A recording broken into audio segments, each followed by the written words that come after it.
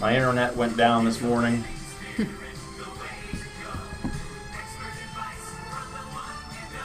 So I'm literally having to update here.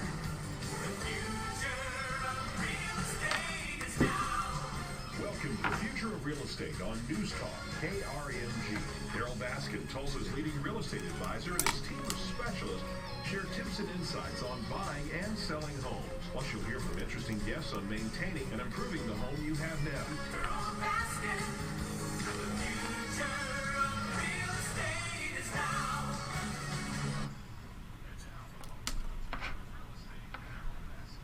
Good afternoon and welcome to the Future of Real Estate, Tulsa's source for local real estate news and information. I'm Darryl Baskin of the Baskin Real Estate Specialist at eXp Realty.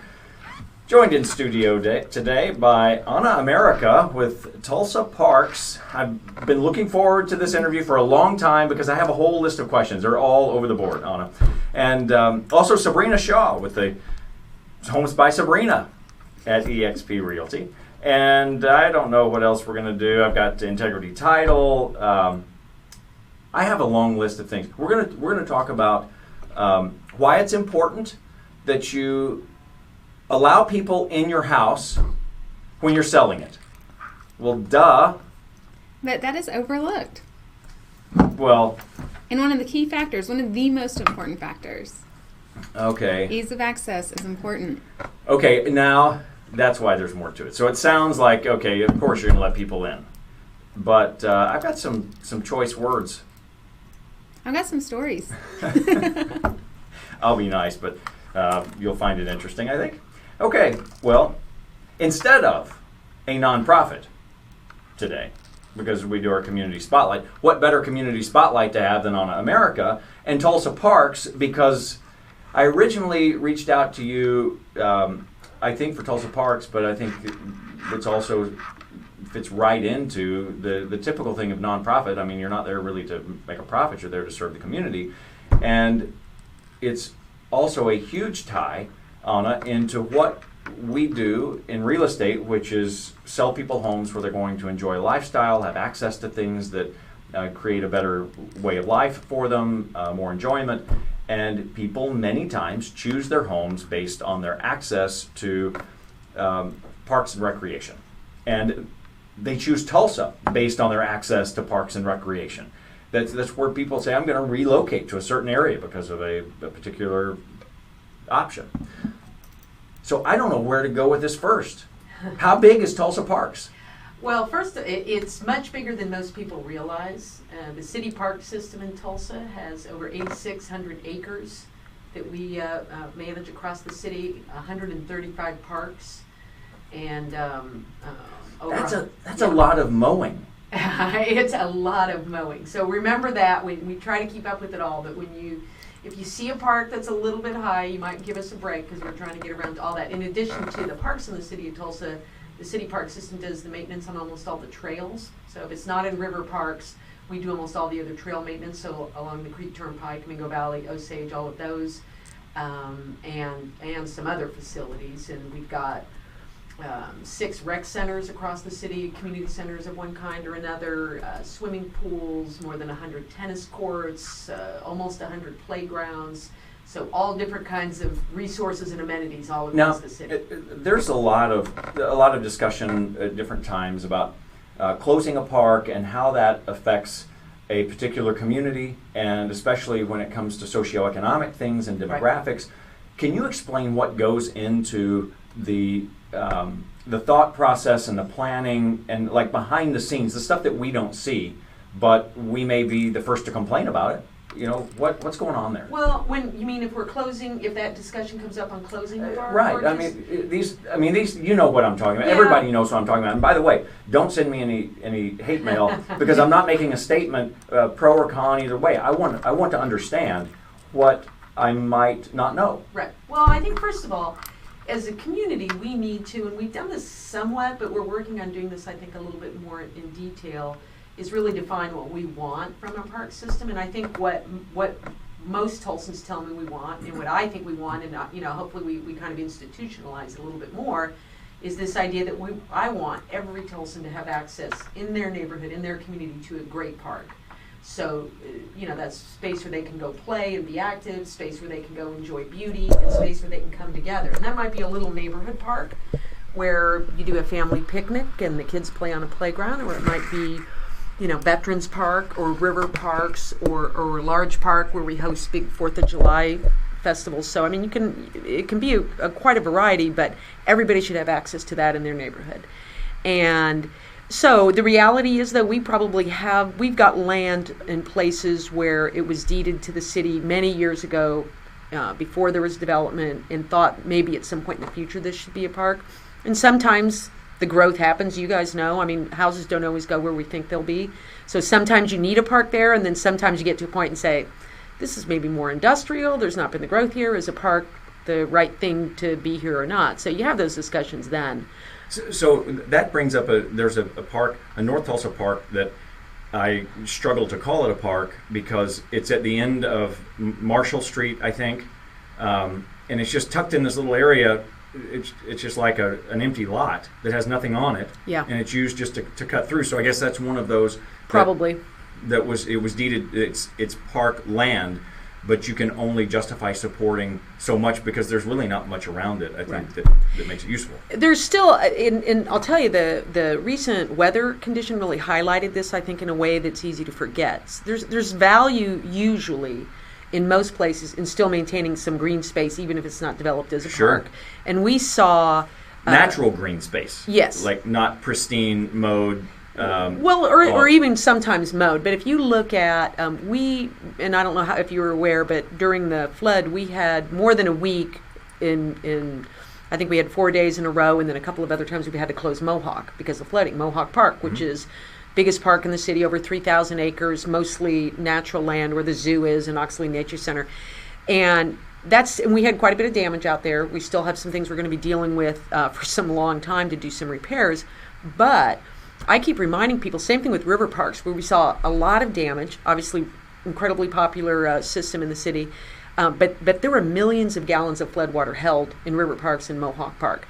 And that's millions of gallons of water that was not in homes. Wasn't in someone's home. Exactly. And so as much as it sort of breaks our heart to see that, I was also glad to see that because those parks did their job. And part of the job of keeping green space in a city is so it does that. It's a buffer. It helps protect the homes in the neighborhoods. Well, isn't it true that with the Corps of Engineers and our flood retention areas that were kind of flat, and by the way, is the proper word detention or retention?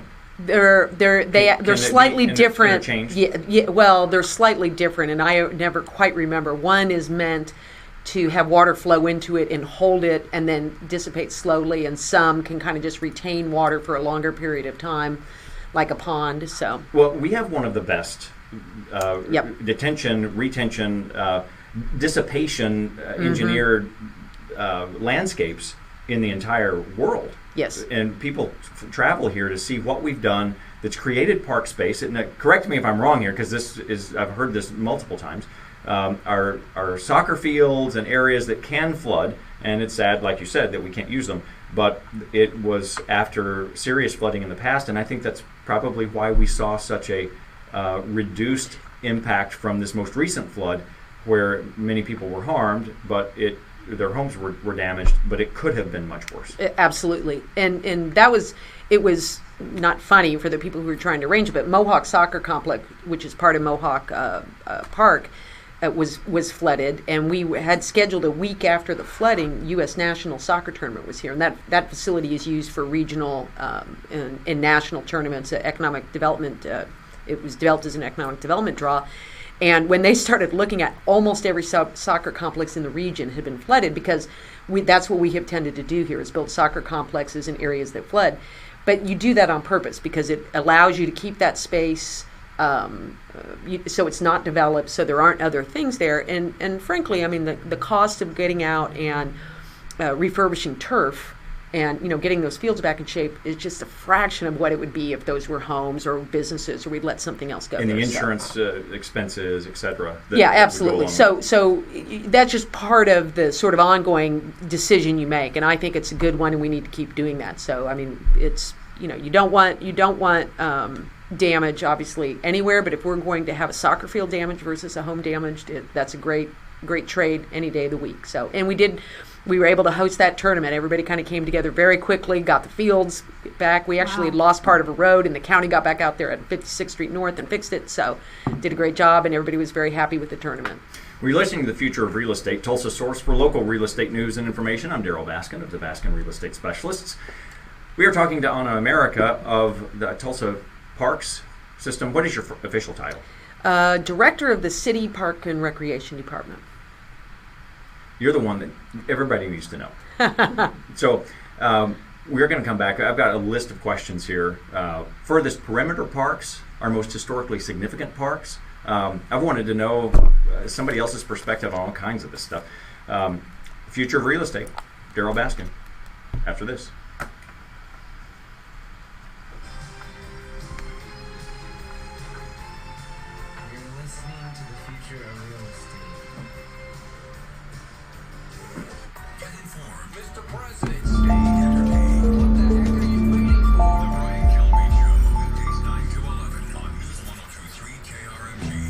Quality and value matter most. Choose Window World. Superior service, American-made products, and industry-leading warranties make us the #1 choice for your next home remodel. J.D. Power ranked Window World highest in customer satisfaction with window and patio door retailers. Be proud of your home and take care of it with a brand you can trust. Window World, America's exterior remodeler. She designed the dress, but can she budget for her future? I'm not ready yet, but I want to be. Help her get 100% ready.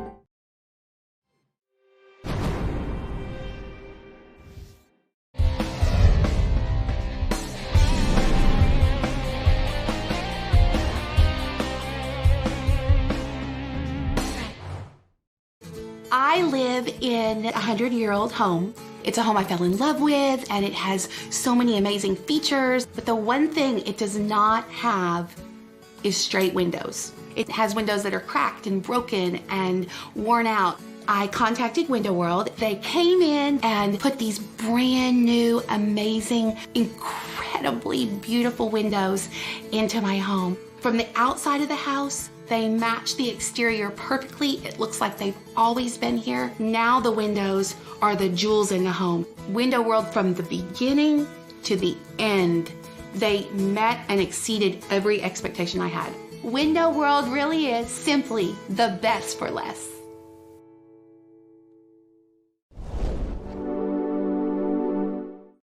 From Window World of Tidewater, we're the Reeds, and for nearly 2 decades and a few generations, we've been transforming your houses to dream homes right here in Hampton Roads. Join us for a seamless remodeling experience.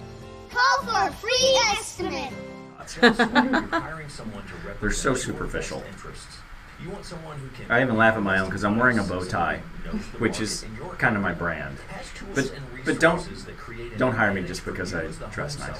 Well, for a long time, I think there was that cliche for women, realtors in particular, to have that sort of very overly made up, overly hairdo. Remember glamour shots in the mall? Oh right, they very much had that. I never had a glamour shot done, but yeah, but that look, right? And today they're so obvious when you look back at them, but they were. But that's nothing. That's nothing different than Instagram filters now. Yeah. I mean, oh my goodness, I had an Instagram filter. I looked like a totally different person. It like gave me a nose job, made me lose like 10 pounds. It was crazy. Where are those ones that have ears or things? Yeah. I'm glad I don't have to date using dating sites. I mean, they're so. I'd show up and be like, "Where is she?" Yeah. One address, thousands of homes. HomeGuideTulsa.com. We have Anna America in studio today. And before I continue our discussion with that, Sabrina Shaw is with us. Let's see. We've got an open house on a property at 5725 East 97th Place. Let me think, when is that open? That is open tomorrow. Or maybe today. Or What's maybe the price tomorrow. on that home? $239. $239. Are you trying to test me? Yes, always. 2,682 square feet, 4 bedrooms, 3 full baths and 1 half bath, 2-car garage, Jinx Schools in the Sun Meadow edition, where you have large lots. Homes have extra space between them, not all crammed in there, and that's really one of the greatest things about living in the Sun Meadow neighborhood. Plus, there are like 3 ways out. If there's an accident on one side of the street or road blockage, you can get out on the other side. I actually look for neighborhoods that way, because some you get kind of pinned in there. And I never thought about a neighborhood like that. Well, as a realtor, we're coming and going all the time, and so I might have to come home. I don't like to live in the back of a neighborhood, because like, oh goodness, I got to go home, or I forgot my wallet. It's going to take me 5 minutes to get through the neighborhood. Things to think about when you're buying. Things to think about. One address, thousands of homes, homeguidetulsa.com. And I'll tell you what, I'll add another one here. 8101 South Wynwood Lane in Broken Arrow. This is our 5-acre luxury estate, 6+ car garage, almost right next door to Forest Ridge. You can't even believe this is in town. When you see the aerial of it, look at it online. 8101 South Wynwood Lane in Broken Arrow. When you see it online, you can't believe it's just that close. Price? This one's been getting a lot of action. I forgot the price. $639, I think. All right, 5,225 square feet, 5 bedrooms, 4 full baths, and I actually say it's got an 8-car garage, 3 attached, 3, 6, 7, 8. Yes, and then part of it is like a storage area, which doesn't. I mean, a pond. At some point, you just call it extra space. A big garage. 8101 Wynwood Lane in Broken Arrow. One address, thousands of homes. HomeGuideTulsa.com. I'm Darryl Baskin. You're listening to The Future of Real Estate, Tulsa's source for local real estate news and information. That's why we have Anna America with us, with Tulsa City, or Tulsa Parks, not City. Yes, City. I always just say Tulsa Parks because it's easier than City of Tulsa Park and Recreation Department, but yes, City Parks, and as you probably know, we have 2 other park systems in Tulsa. We have river parks and county parks. Which is my question here. It's right here on my screen, and I'm curious, what's the difference and how do you work together, or do you work together? Do you all hate each other? No, we love each other, and so City of Tulsa is unique, and we're the only city like this in Oklahoma, because we have 3 public park systems. So the city system is by far the biggest, as I said, over 8,600 acres. But we're the only city in Oklahoma that has a county park system, so Tulsa County Parks. We're the only, only city that has a county park system, and it was created here because of a Fortune Park, which was gifted and wanted to be made a park by the Fortune family prior to the city boundaries being there. So they created. So a lot of people don't realize that LaFortune Park is in Chandler Park and O'Brien Park, which are a lot of those Tulsans. are current county parks. Those are county parks. Okay. And they have about 800 acres total in the county park system, and then river parks, which has over about, I think it's 1,100 acres, and obviously along the river, and city-county hybrid river parks is. How are these funded? I mean, what?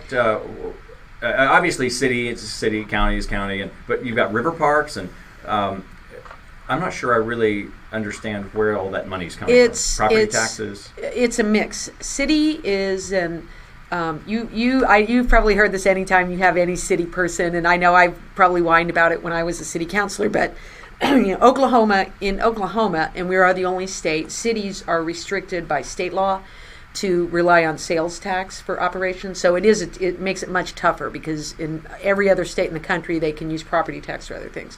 So the city park system is funded primarily by sales tax. The county park system is counties in Oklahoma are funded through property tax, so they're funded by property tax. And river parks, which is a joint entity, is funded by contributions from city and county primarily, and then a couple of other sources. So because river parks extends outside of the city limits into the county and into Jenks and into Sand Springs, and I don't remember exactly how far they extend. So they've got shared funding from all of those different sources. So I know you're not a representative for river parks, but I think that's a fascinating thing that we have tied all of this together with could it be called a regional park system, covering I mean, I drive someplace and I don't know, I'm out in Sand Springs or Sepulpa, and there's a trail that's attached to the same one that I just drove by at downtown Tulsa, and then the one in Broken Arrow that's off the loop. You could go anywhere. Right, and that's the ultimate goal. I mean, we have a really strong trail system, and it's one of the things that especially when you talk with millennials and young people and people who are really interested in being active, it's one of the things that the city scores the highest on.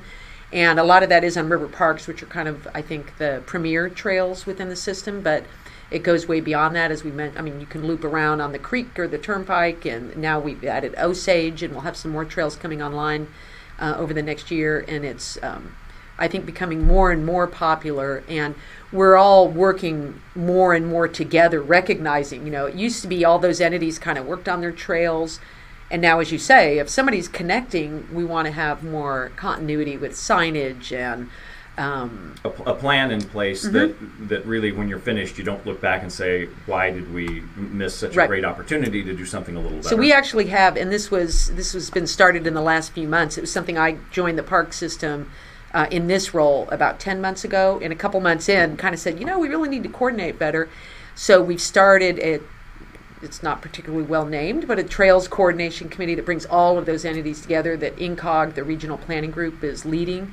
So it's kind of exciting. It's really the first time we're really thinking about improvements and capital needs, and as I said, signage. We'd like somebody to be able to get on one side of that system and be able to track their mileage or something as they go from one city to the next in county and river parks. So the more we can all work together, the more people will be able to use that system. So tell me about our city parks and the most historically significant parks that we have. That's tough. Or it's like people will say, what's your favorite park? Now you're going to alienate. No, because I'm sorry, I'm just putting you on the spot. I try to be funny. But it's I really do. I mean, I go out to every park, and it really is like having all these kids. It's an unfair There's question. something you love about every park, and so, I mean, for many people in the city park system, Woodward is for many people, I think, the park that they really look to as because of all the wedding pictures. For a whole lot of people, exactly. It's your prom picture, your wedding picture, Senior pictures. Exactly. So it's connected to something, and of course we've had this beautiful. Now it's Centennial Park.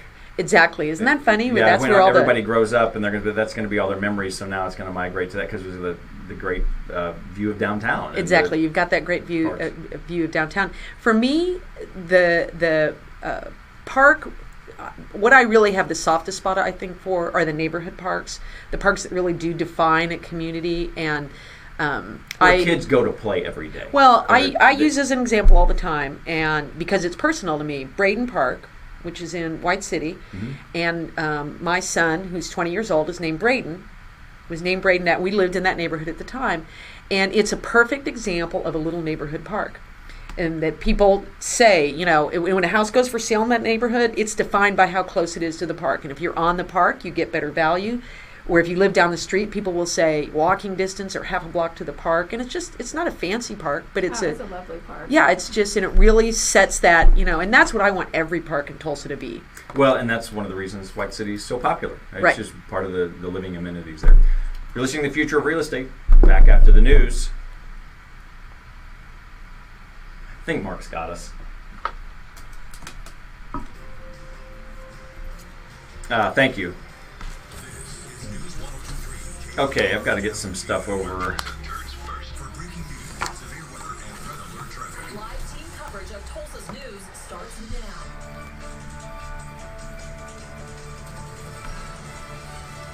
Fox News, I'm Joe Chira. President Trump is in South Korea after attending the I want to be an interpreter for sign language. Maybe try to be a lawyer. I would like to run like a little cafe. Junior Achievement gives young people the skills they need to own their economic success, plan for their future, and make smart academic choices. Our volunteers help students with financial literacy, work readiness, and entrepreneurship. And it's really helping me understand how it's going to be in the future.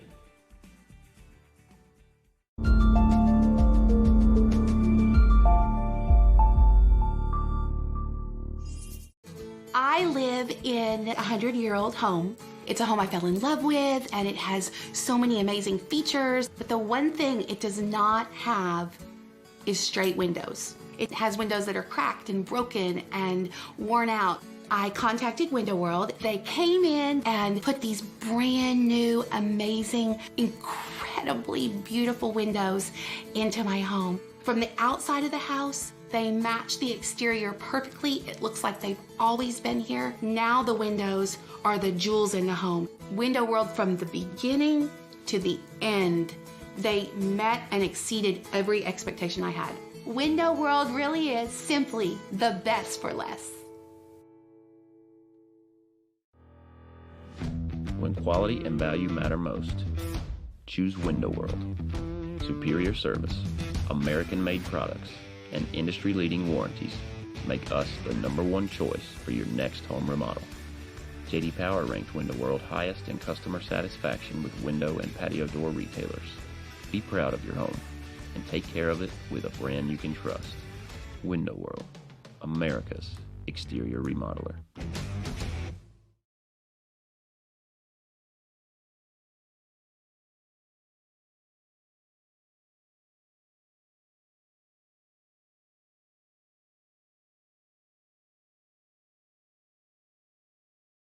How they run their business, what they can do So for you. can you believe You'll find the professionals will really stand out from the crowd. It's a free report. You can get it at 20 questions for home sellers. It's so live That's 20 questions that we're just throwing stuff in like that.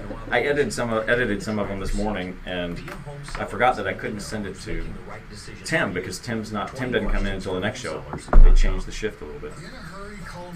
It's like everything now is getting Facebook Lived, and it's like you sort of assume everything around you is live all the time, you know, where I think people are more forgiving of mistakes. And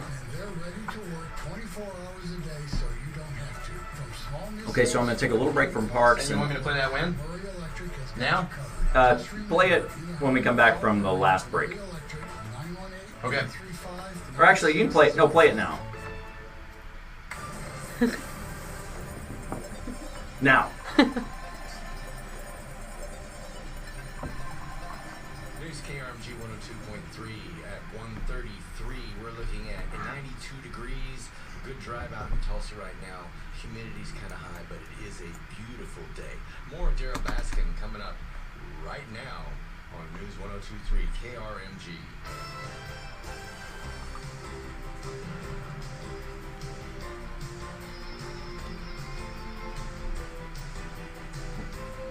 Integrity, Title, and Abstract, Callie McGuire with us. And let's talk, Callie, about mechanics liens.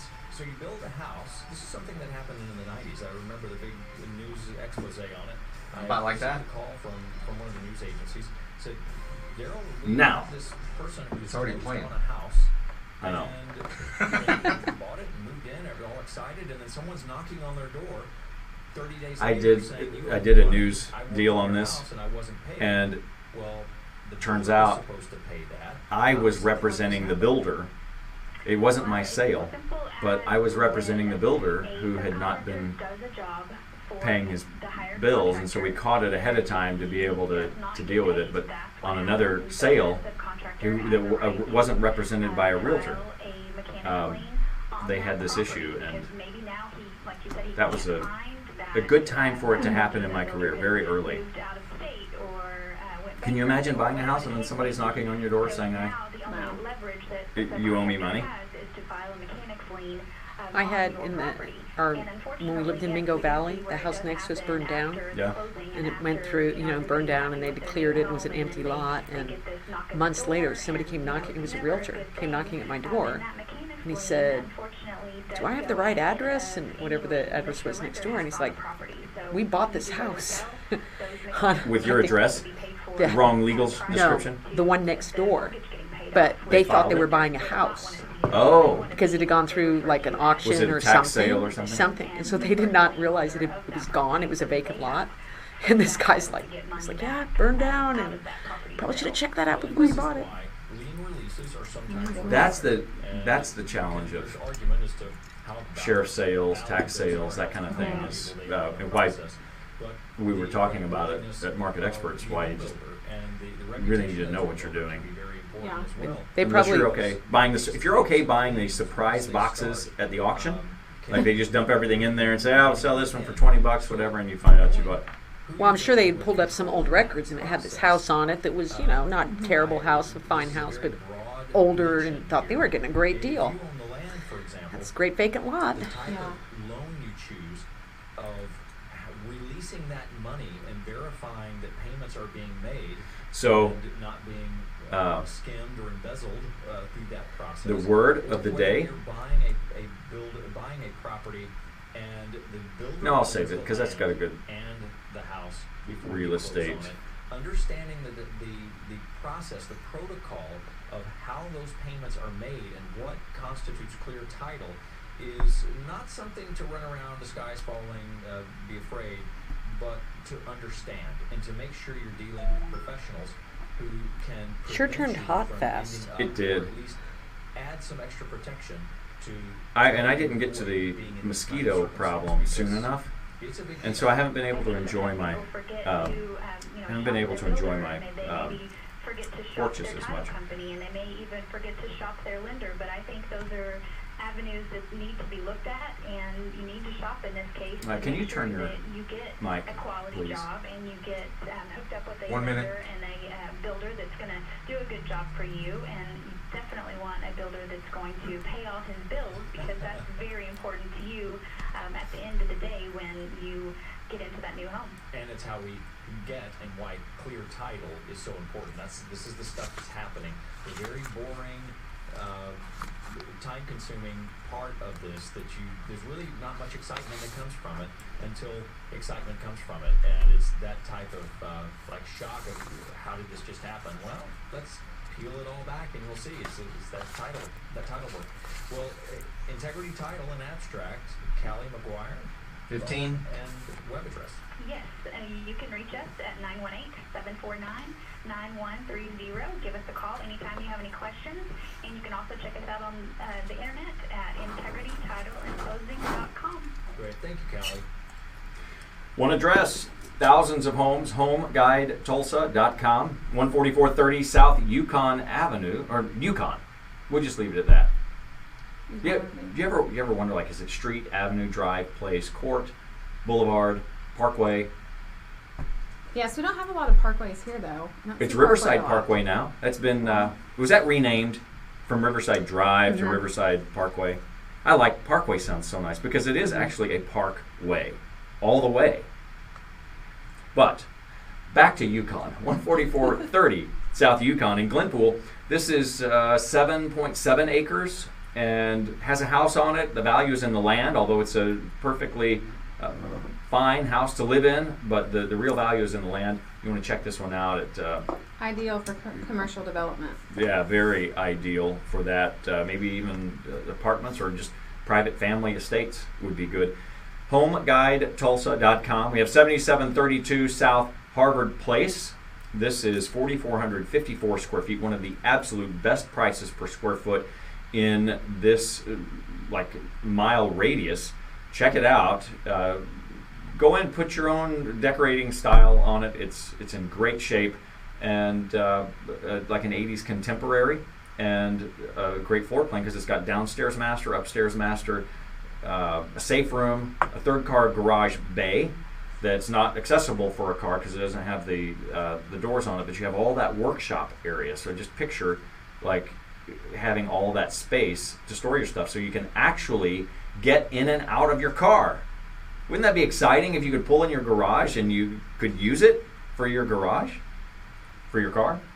Really, really neat stuff we have at the Baskin Real Estate Specialists, HomeGuideTulsa.com. And one more I've got here, 4717 South Narcissus Avenue in Broken Arrow, 1,717 square feet, all on one level, 3 bedrooms, 2 full baths. Okay, well, that's just kind of normal. This one has the 3-car garage, until you get to the 3-car garage. Look for anything in Broken Arrow under $200,000 for the 3-car garage. Maybe you'll find 3. I don't know. There's just not much at all. And this is all on one level.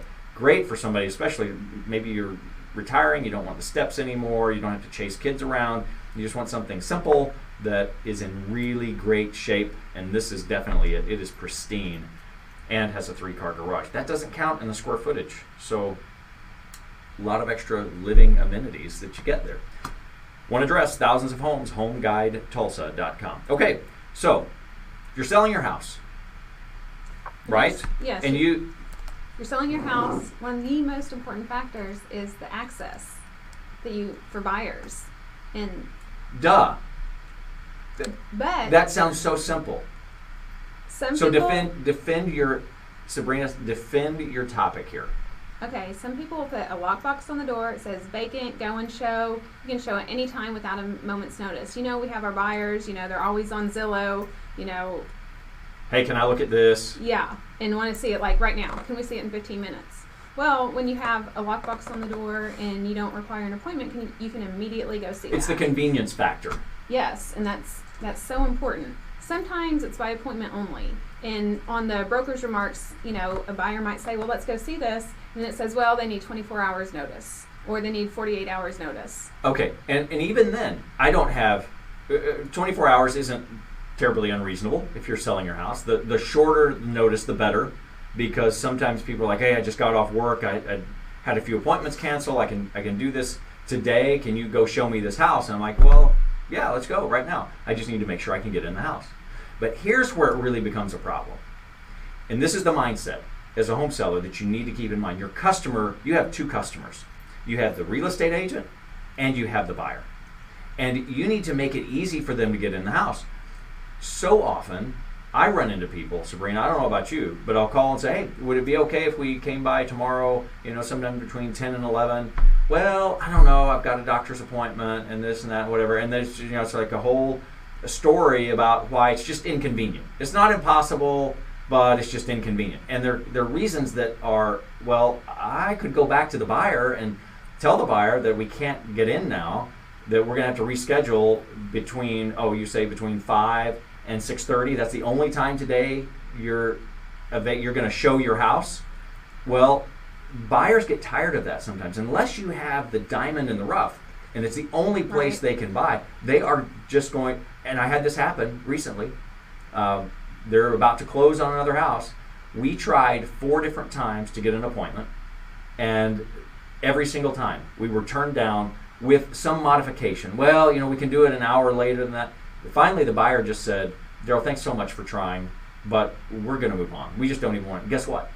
They did sell the house. Then it came back on the market, and they called us back to say, hey, we can be a little more flexible now to see it. Sorry, we already bought a house. So now the seller's in a bad position because they just were inflexible. You got to be flexible because you have those two customers. Right. Well, and we're in an instantaneous culture now. And you got to think, too, if you have buyers in from out of town. Recently... They can't come back next Saturday. It's just not possible. I had buyers that were wanting to look in a weekend to pick their house. We had 13 houses lined up. And one we tried to get in, and they couldn't. Then we had a little bit extra time. We tried again, and we couldn't. They really wanted to see that house, but they ended up purchasing another house. Well, just let your house be shown. It sounds so simple. It really does. I kind of chuckled when you said it, but because people would, oh, of course. But it's a lot more difficult. And guess what? As a home seller, we understand. Your whole life is being interrupted by people coming through your house, and then it's aggravating because it's like, well, they didn't really like it. Okay, well, that's okay. You just have to go through a certain number of they didn't like it, plurals, to get to the right one. But be prepared for that. Mentally preparing for it is what makes it work. And it's not so bad if you just have the right expectation, which is the whole reason we brought this up in the first place. We want you to sell your house. If you're interested in selling your house, get the 20 questions report, 20questionsforhomesellers.com. It will answer your questions about what you need to look for in a real estate agent. I joke about the glamour shots. I've got my own set of glamour shots. The bow tie glamour shots. Yeah, it's okay. That's my brand. Don't hire me because I look good in a bow tie. Don't hire me because I look bad in a bow tie. Hire me because I'm a good real estate agent, because the agent can answer your questions and has the factual, the expertise, the historical knowledge that is necessary to get your house sold. Because guess what? Every situation is different. They are never the same. Every buyer is different. Every market is different when the appraisal comes in. The contracts could be on different forms. The financing is going to be different. Laws change on a regular basis that are affecting how a sale goes. So you need to be nimble and able to adjust on the fly, and that's why you need an expert. It's not about just a post online. That's all good. The pictures are nice, But make sure you've got somebody that you can really feel confident in, because sometimes they might be giving you news that you're not real happy about.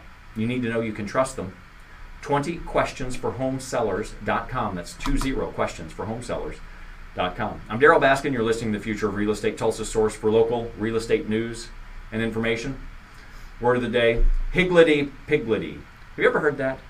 Is that a real word? Yes. It came in the word of the day thing from Merriam-Webster. Hey, don't hire an agent who leaves you in a higgledy-piggledy negotiating position. We'll be back after this. It's a real word. Do you want to look at it? Sounds Mary Poppins-esque.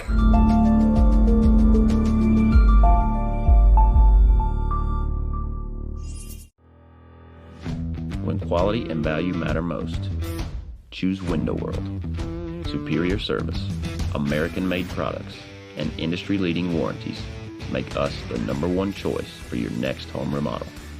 J.D. Power ranked Window World highest in customer satisfaction with window and patio door retailers.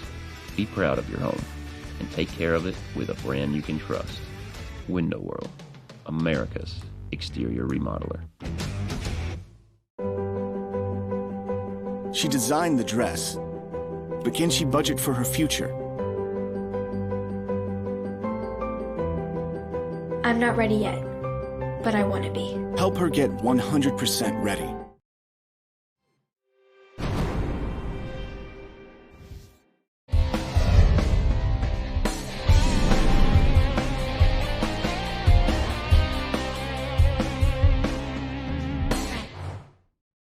I live in a 100-year-old home. It's a home I fell in love with, and it has so many amazing features. But the one thing it does not have is straight windows. It has windows that are cracked and broken and worn out. I contacted Window World. They came in and put these brand new, amazing, incredibly beautiful windows into my home. From the outside of the house, they match the exterior perfectly. It looks like they've always been here. Now the windows are the jewels in the home. Window World, from the beginning to the end, they met and exceeded every expectation I had.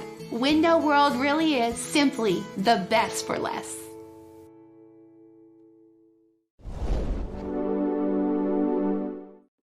From Window World of Tidewater, We're the Reeds, and for nearly 2 decades, And a few generations. we've been transforming your houses to dream homes right here in Hampton Roads. Join us for a seamless remodeling experience. Call for a free estimate. You're amazing. Thanks. Appreciate that. You're the buyer, you're the seller. You can choose. Even if it is sarcasm, I've got it on recording.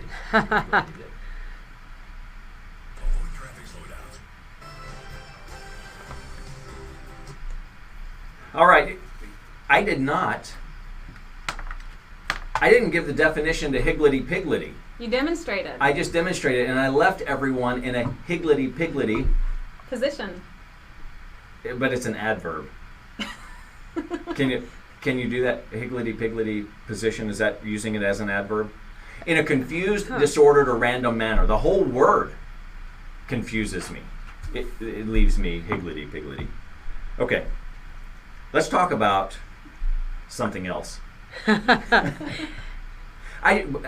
Or you could spell that for us without looking. I'm not spelling it. It has a hyphen in it. Oh.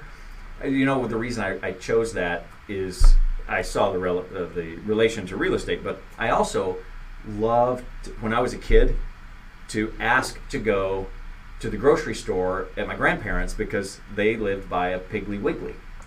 And so that was my favorite grocery store. It brings back fond memories. Okay. Programs available. We are talking to Honor America with Tulsa Parks, and I've been wanting to ask this question because I went into the library the other day, which you don't have anything to do with, just to make sure people understand I'm running on a rabbit trail here. But I go into the library, and there's a 3D printer, there's this graphics cutting machine, and our downtown library is amazing. You can sit in an actual flight simulator. Just cool stuff. Right. I mean, talk about advancing access to things so that everyone, even whether you have money or not, you have access to this to educate yourself for the opportunity. I think that's what's so great about the library. Well, I walk in, there's all this stuff. I'm like, I didn't know this thing was here. I'm going to take my kids back. Right. And we're going to mess around with a 3D printer, kind of expand their knowledge of something. But as I was going through the Tulsa parks, it occurred to me, I bet there's all kinds of stuff with the Tulsa parks that I have no clue exists, that my tax dollars are paying for, that when it's time to go do something with the kids, I'm thinking, well, I don't want to go spend $200 to take them all, because I got a bunch of kids, take them all these places and buy all these tickets. I bet there's free stuff. What are my options? Oh, all kinds of things, free or low cost. And that's probably one of the best things that parks do offer, is that, you know, everybody has access. So even the most expensive things in parks are not very expensive. But we've got rec centers, which a lot of people know about, but a lot of people don't. So I don't know if your kids have ever done any of the sports or the day camps we have going on right now, which are very affordable at Hicks, and those are we've got 4 centers around the city. And Hicks, is that off Lewis? Hicks is the one it's our easternmost center, so it's on Mingo, just off of 31st. Okay. And then Whiteside, which is one of our most popular, kind of the Midtown South, that's on 41st in Pittsburgh.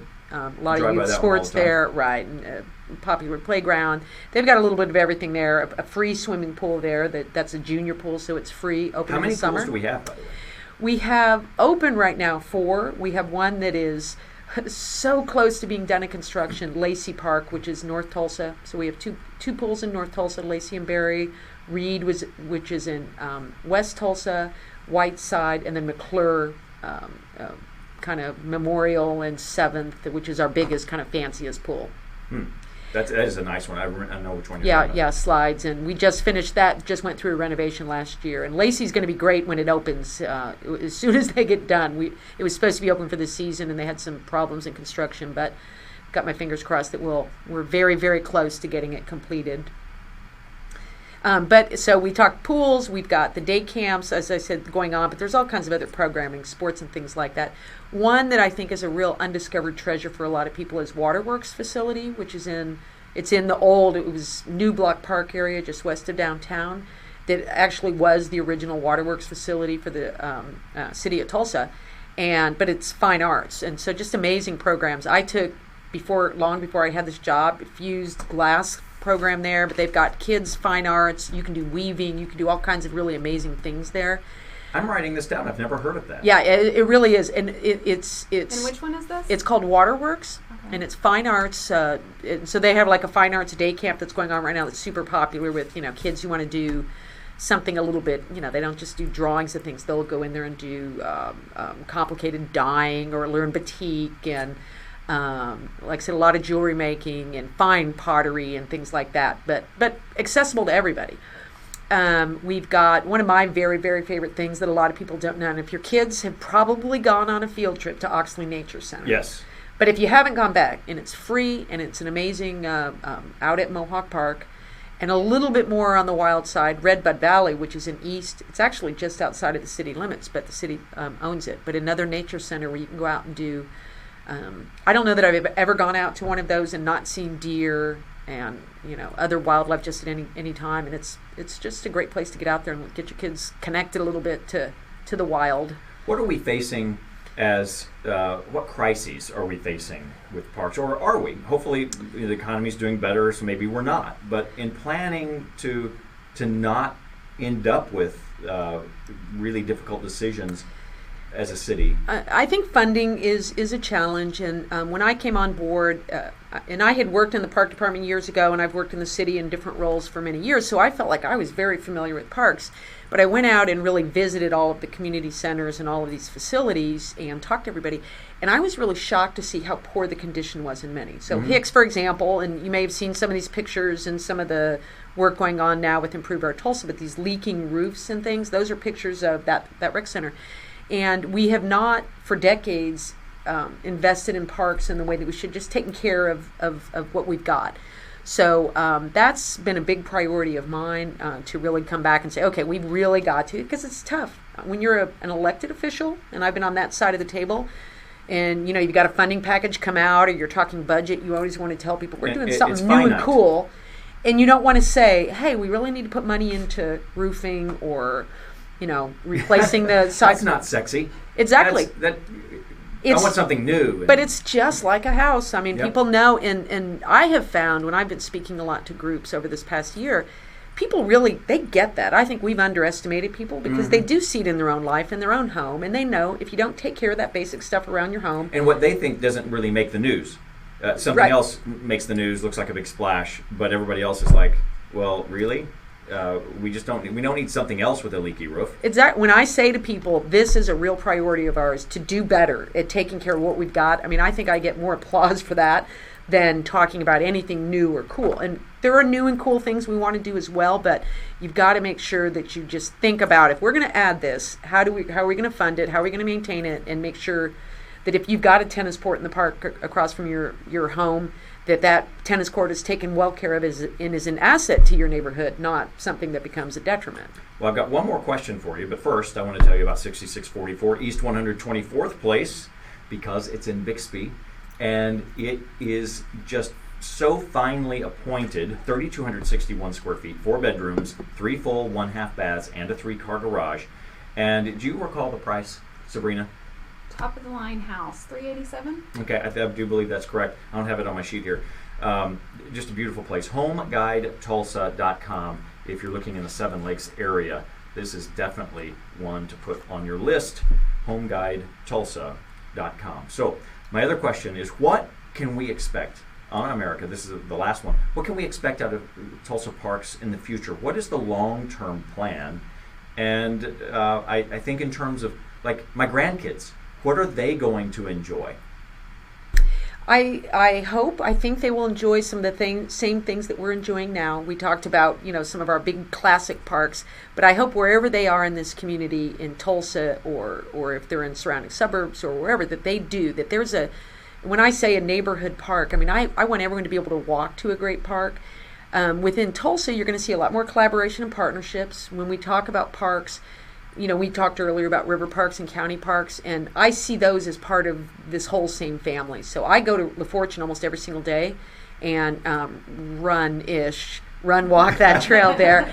So I love really fast. Yeah, and that's a county park. I love it, and I support it, and they serve the same people that I'm serving. So we all should get to benefit from all of these parks. We have a city that's on fire. It is just doing so well. Our whole area is. To find out more information about Tulsa Parks, where do you go? Online? Yeah, you can go. If you go to Tulsa, it'll take you to the City of Tulsa Park and Recreation, tulsaparks.org, and get a lot more information and come out and play. Hey, thank you. On to America with Tulsa Parks. I'm Darryl Baskin. You've been listening to The Future of Real Estate. Schedule an appointment. We'll have a phone call or talk about selling your house or buying your next home. AskinForBaskin.com. AskinForBaskin. That's my online calendar. No cost or obligation. Just a visit. AskinForBaskin.com. We'll see you here next week on The Future of Real Estate.